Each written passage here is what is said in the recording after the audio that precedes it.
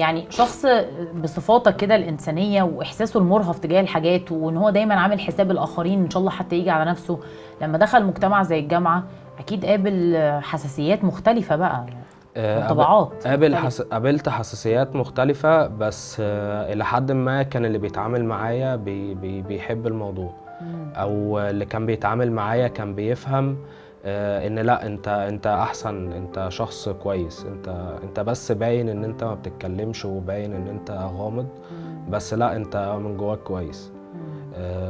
انت ليه ما بتتكلمش؟ وكنت بسمع الكلام ده بوداني في بعض الاوقات لما يكون ناس لسه متعرفين عليا او حاجه، فالاقيهم يتكلموا مع بعض ما بينهم وما بين نفسهم، لا ده مش زي ما كنا شايفين، او مش لا الصوره ده الذهنيه مش بتاعت الصوره اللي الساكت كانت ظاهره، ده ممكن يبقى تنك، ده ممكن يبقى غلس، ده ممكن يتعصب، ده لا مش عارف ايه، مش هيفهم. لا، انت طلعت فاهم، انت طلعت بتعرف تتكلم، بتعرف هات وخد، بيبقى الكلام فيه هات وخد. بس طول استريحنا الوقت لما كده بقينا لازم تتنكش استريحنا، يعني. لا لازم اتنكش طول الوقت، مم. لازم حد يقول لي ايه يا عم انت ساكت ليه، ما مش هنعمل ايه في الحاجه الفلانيه، ولا تعالى نعمل الحاجه الفلانيه. لكن انت مش هيلاقيني بتبادر، يعني انت ما بتعرفش تبادر في ما اغلب بعرفش قرارات ابادر، حياتك، ما لازم بعرفش الحاجات ابادر في الكلام، يعني لو حد جديد لسه اول مره اقابله هفضل انا ساكت طول الوقت، مش هعرف اتكلم معاه. ايوه. لازم هو اللي يكلمني، هو اللي يسالني الاول، هو اللي يديني الهنت الاول ان